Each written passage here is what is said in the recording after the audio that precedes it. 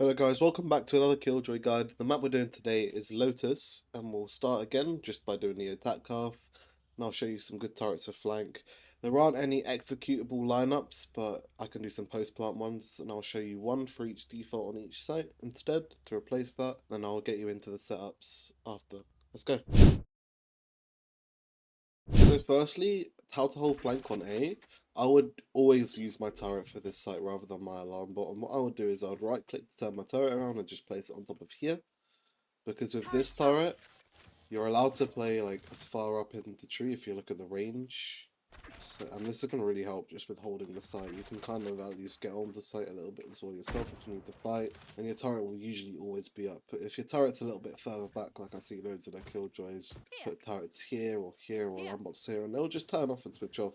So like you can't really push with your team or trade them if they push out further up. And it keeps you pegged back if you like are aware of it. So if your turret's here, in that spot there, you're gonna be living. You can basically like go all the way up to here and play into tree, which is where you're gonna be playing most rounds. You're on attack from A because your duelist will be doing all the entering. And yeah, onto the B turret. The B, as the turret's been nerfed, I'd kind of place the turret kind of here horizontally as it watches this and everywhere up to C. So people pushing from C, the moment they even come here, they'll be spotted by this. And obviously people walking up from A, they'll get spotted from it if they go here. So this will give you complete flank watch and gives you the information as early as possible, which is what you always want. And obviously for the range, you're allowed to play in main. You can even come on site a little bit, fight with your team. Obviously, you don't go on to the actual site itself, so if your teammate is trying to drop you the bomb, drop it back, because your role isn't to really be taking bomb. And off this turret as well, if you want. If your teammates are pushing B, you can maybe try and fish for a kill on A. Like, you can have a little lurk around, you know, get yourself into here. You can kind of like stay in range of your turret the whole time, other than obviously when you're going inside this door. But by the time your turret's like offline, like when you're here, it'll still be online anyway. So I don't think it actually ever goes offline if you do this lurk. But you could do that lurk as well if you want on KillJoy with this turret, as it will be watching a C push and anyone coming close. So yeah, you'll get a lot of early info. With C, it's a little bit harder because I would never ever put my turret down here, because this basically means I can't go onto site, and you don't want that. So I would, once you've taken a main, I would always basically put my turret here for now. So I can kind of play anywhere on the side that I want. Obviously, I can't push into CT, but I can even push Waffle, which you don't want to be doing. You want to be playing numbers and playing safe, but you can, I'm saying that the range is very big for this turret. What you do have to be aware of is anyone early flanking might be able to kill you if you can't take the site. So unless you're gonna fast dive on, maybe you could like use your alarm bot and put it down here or something just for early information. Or like get your alarm bot down here and then take it back once you're on the site. Like this. So yeah, I think this turret is the best turret you can do for flank on C. I don't recommend putting a turret here or here. I wouldn't say it's bad, but it's just not optimal because it means you can't play in many places and you're quite pegged further back. So yeah, I'd place your turret mound so you can kind of play wherever you would like and have a little bit more freedom. So you can have more fun on the game as well. You can help your team more as well, which can obviously contribute more to the round. You can maybe get a few trades and whatnot. So yeah, now I'll show you where to ult. So for C, I would always just put my ult straight here. This is quite straightforward. This takes all of sight. Obviously you have to bear in mind anyone can play in here. That's the only place where they can be, and they'll be split off anyway, so it's not a real big issue. Yeah, this ult basically gives you all of sight.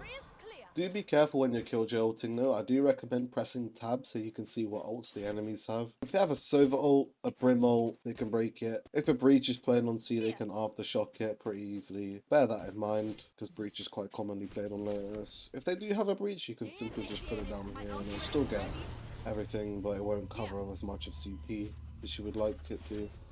So yeah, that's why you would ult for C and ult to A and B. So for the BO, I'll just recommend coming right in this corner and ulting like this. So this also covers all of sight. So no need for any like molly combos or whatever, because this pushes anyone playing in CT all the way deep into here, and anyone from upper is forced all the way out of upper. And it also covers Link as well as the site. So this is basically like the perfect ult. Covers all of Link as well. So yeah, that's where you would ult for B. I wouldn't really ult anywhere else as it wouldn't cover as much of Link. So yeah, straight here, And for C, obviously, here, onto A.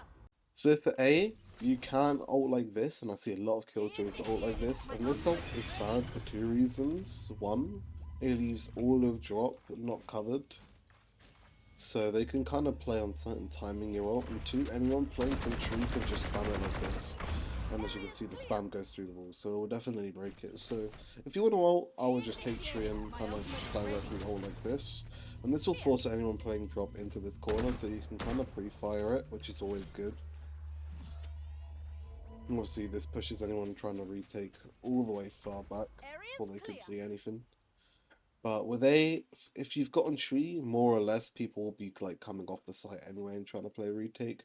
So using your KillJoy ult on A, to be honest, is a waste, but it can still be done.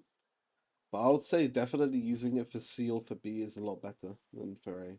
So I'll kind of save it, especially for C. Like a C is definitely the strongest way you can take a D site. So yeah, that's enough. On to the lineups now. So the lineup for default on A is if you just line yourself up with this and go straight to kind of where the dirt ends and turns into grass. And then you aim your right mouse click diamond thing above your swarm on this leaf here.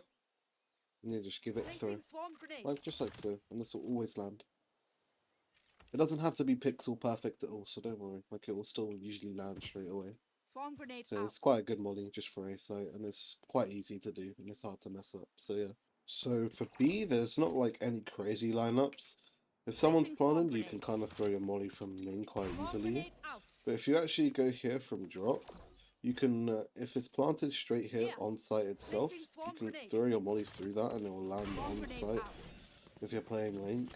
So that's like a good little molly to know, and it will delay time if you're playing this angle. And it will make them have to swing into you as well, so be prepared for them to swing off the molly. Yeah, that's it for B. On to C now. So with this molly, just walk up here, aim the right diamond on your right click underneath this leaf here. And the moment you press spacebar, you instantly throw at the same time, and it will go over this wall here. If you don't do this, it will mess up. Just like this. As you can see, that is going straight over onto C. And we'll basically cover everything on here and we'll stop them from defusing. And this molly is a very good molly because it's quite unpredictable, so they won't be able to shoot it in time. And you can easily win runs like that for your team, so yeah. Anyway, on to defense now. So for this setup, there are two possible turrets you can do. And I'll explain the first one you can do, and this is a better turret if you want to play a lot further back on site. But the big disadvantage with this turret is it doesn't spot any lurkers, maybe going upstairs or whatnot. So that's why I would usually put my turret here, so it watches tree and for this stairs cross here. And then for the first molly, you would look here and just throw it directly onto here. For your alarm bot, just throw it a little bit, just put it down a little bit further here. And for this box here, you can like jump and left click on top of this box. And the point of having these mollies a little bit more elevated is one, it's harder to see the radius of the molly, as you can kind of walk here and still get toasted. And two, they're harder to find and harder to break as well. So yeah, first molly here on this corner, one on top of this box for default, alarm bot here, and your turret you can place here to spot obviously tree and main, and maybe spot anyone lurking up into stairs. Or you could put it up here if you want to swing off it and play a little bit further back. But I'll leave that up to you, it's up to your choice what you want to do. So yeah, on to the B site setups. For B, I would say because of the new changes, a KillJoy setup isn't as effective. But if you want one, you could just kind of put your turret on top of the box here, or where I normally like to put it, just here, so you can spot it. Maybe any lurkers coming from B. Even if you're really taking A, that turret will still be up. And then you can just put your alarm bot down here if you want to use your alarm bot and not your turret. And then maybe you can put a molly down here. You can, if you want to stop people from pushing into this corner, right click a molly on top of here. And you can obviously kind of right click and hide a molly on here as well, which covers a lot. Obviously that doesn't really cover much anymore, so I would say if you are playing B, you can kind of split out your setup. So maybe if you're, I recommend doing this with B and C to be honest, if you want to split out. So you can have your first turret on B, and then you can actually kind of put your alarm bot on C like this, so you can have information on both sides. And you're able to play a little bit more heavy on the retakes, and you don't have to worry about lurkers as much.